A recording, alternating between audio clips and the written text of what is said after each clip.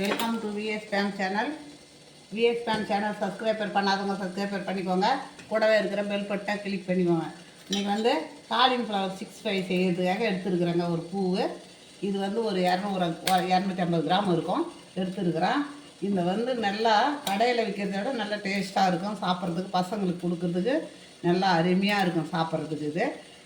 இது வந்து இந்த வெரைட்டி ரைஸுக்கெலாம் சாப்பிட்லாம். நம்ம தயிர் சாதம், எலுமிச்சம் சாதம், ரசம் சாதம், மோர் சாதம், வெரைட்டி ரைஸ் சாப்பிட்றோம் இல்லைங்களா, அதுக்கெல்லாம் நிறைய இதை தொட்டுக்கலாம். நம்ம இதை வந்து இப்போ தண்ணி கொதிக்குது. இப்போ இந்த உப்பை போட்டுக்கலாம். இப்போ கொஞ்சம் மஞ்சள் தூள் போட்டுக்கினா இந்த பூ அதில் போட்டு தண்ணி கொதிக்குது. பூ போட்டு அப்படியே நிறுத்திடலாம்.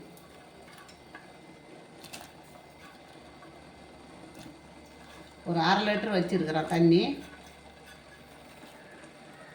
அப்படியே நிறுத்திடலாங்க. அப்படியே இருக்கட்டும். இது அப்படியே 5 நிமிஷம் இருக்கட்டோங்க. இப்போ நம்ம கான் மாவு 2 ஸ்பூனு போட்டுக்கலாங்க. அதே மாதிரி கடலை மாவு 1 ஸ்பூனு. இப்போ கடலை மாவு இல்லைன்னா நீங்கள் மைதா மாவு போட்டுக்கலாம். இது கான் மாவு இல்லைன்னா மைதா மாவு போட்டுக்கலாம் நீங்கள். இப்போ வந்து இஞ்சி பூண்டு விழுது எடுத்துருக்குறேன். அது வந்து 1 ஸ்பூன் எடுத்துருக்குறேன் பாருங்கள். இஞ்சி பூண்டு விழுது, நம்ம காரத்துக்கு ஏற்ற மாரி காஷ்மீர் மிளகாத்தூள், இப்போ ஜீரகத்தூள், மல்லித்தூள், இப்போ நம்ம மிளகுத்தூள் போட்டுக்கலாம். மிளகுத்தூள், கரம் மசாலா,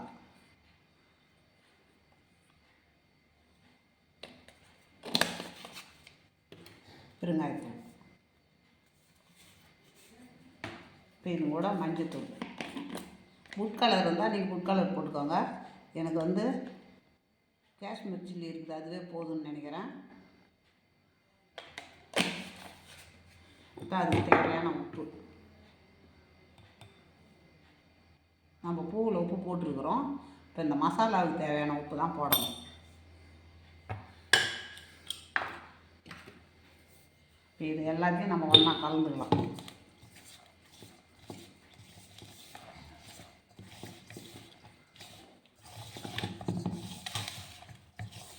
இஞ்சி பூண்டு விழுதில் எல்லாத்தையும் ஒன்றா சேர்த்து நல்லா பெசரிக்கணும்.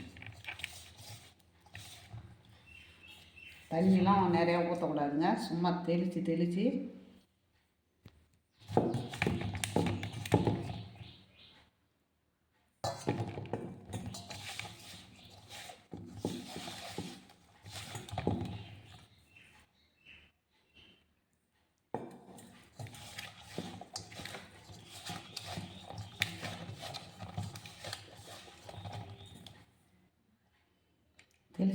தான் பேசிடணும். ஏன்னா நம்ம அளவு போயிட்டுன்னா மசாலா கரெக்டாக அதில் வந்து சரி வராது.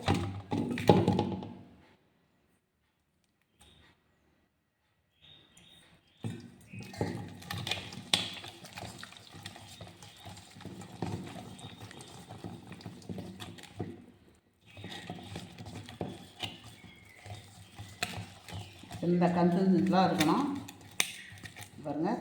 இந்த மாதிரி தான் இதே அளவில் தான் இருக்கணும். இப்போ நம்ம பூவை போட்டுக்கலாம். அதில் இதை விட தண்ணி ஊற்றினா பூவில் வந்து அந்த கோட்டிங் ஏறாது.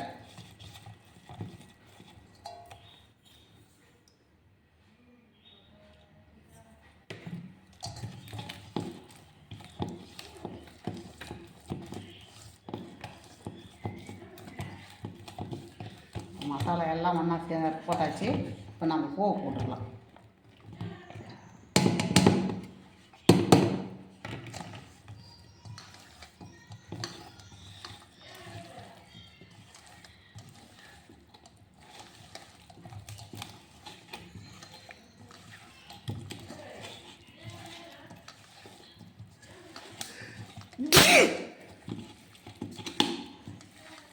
நல்லா அந்த கோட்டிங் ஏறிடுத்து பாருங்க. பூவில் இந்த மசாலா கோட்டிங் இது மாதிரி தான் ஏறணும். அதிலே வந்து கொஞ்சம் தண்ணி விட்டால் கூட அந்த கோட்டிங் வந்து அதில் ஒட்டாது.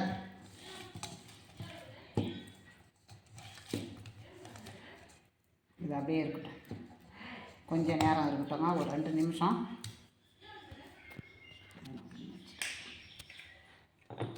வச்சுட்டு வந்து எண்ணெய் காஞ்சிருதுங்க. நம்ம இப்போ போட்டுக்கலாம்.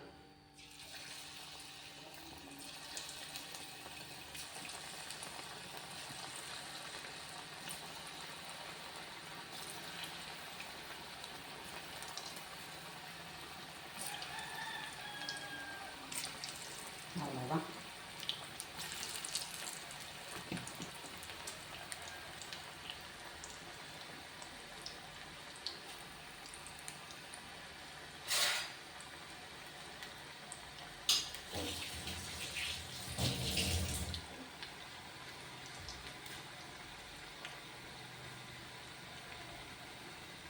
இது போட்ட உடனே நம்ம கரண்டி போட்டு பண்ணவே கூடாது. ஏன்னா அந்த மசாலா வந்து கரைஞ்சிடும். அது நல்லா அந்த மசாலா அதில் கூட இணைஞ்சி நல்லா வேகணும். வெந்த பிறகு நம்ம ஒரு 2 நிமிஷம் சென்று கிளறி விடலாம். கோட்டிங் இறங்கிடும். நம்ம போட்ட உடனே கிண்டோம்னா அந்த கோட்டிங் பூரா இறங்கிடும்.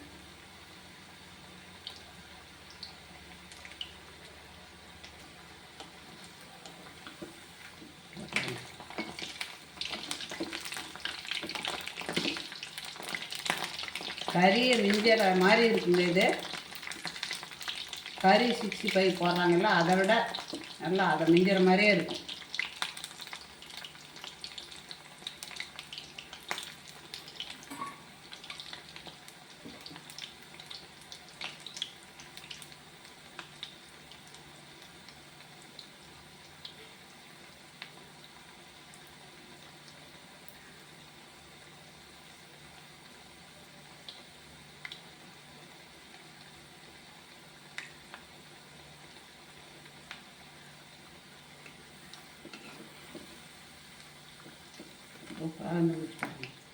கோட்டிங் நல்லா இந்த மாதிரி கோட்டிங் கரையக்கூடாது. அந்த மாதிரி அதை பார்த்துக்கோங்க. பூவுலேயும் நல்லா தண்ணி வடியணும். அதுக்காக தான் 5 நிமிஷம் நல்லா வடிட்டுன்னு அதுக்கப்புறமா எடுத்து வந்தேன் நான்.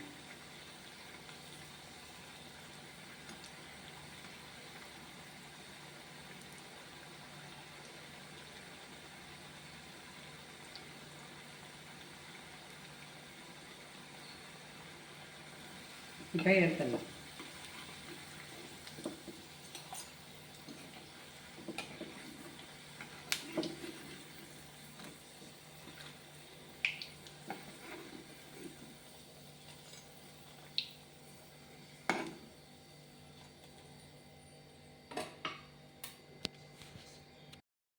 காலிஃப்ளவர் 65 ரெடி ஆகிடுது பாருங்கள். கறியை விட சூப்பராக இருக்குங்க. இது கறி தோற்று போகும், கறியே தோற்று போகும். அந்த மாதிரி கம்மன்னு வாசனை வருது பாருங்கள். இப்போ இது தட்டில் இருக்கக்குள்ளே அப்படி நாக்கில் எச்சி விடுற மாதிரி கம்மன்னு வருது வாசனை. பாருங்கள் எப்படி இருக்குது பாருங்கள், சூப்பராக இருக்குது பாருங்கள். இந்த மாதிரி தான் பசங்களுக்கு இது மாதிரி கொடுத்தோம். நம்ம வீட்டிலே செய்து கொடுத்தோம்னா பசங்க நல்லா சாப்பிடுவாங்க. கடையில் வாங்கி கொடுக்குறத விட கடையில் வேறு எதோ எண்ணெயெல்லாம் செய்வாங்க. நம்ம சுத்தமான எண்ணெயில் பசங்களுக்கு செய்து கொடுத்தா பசங்க சாப்பிடுவாங்க. நீங்களும் இதே மாதிரி செய்து பாருங்கள். பிடிச்சிருந்ததுன்னா எனக்கு லைக் பண்ணுங்கள், கமெண்ட் பண்ணுங்கள், சப்ஸ்கிரைப் பண்ணுங்கள்.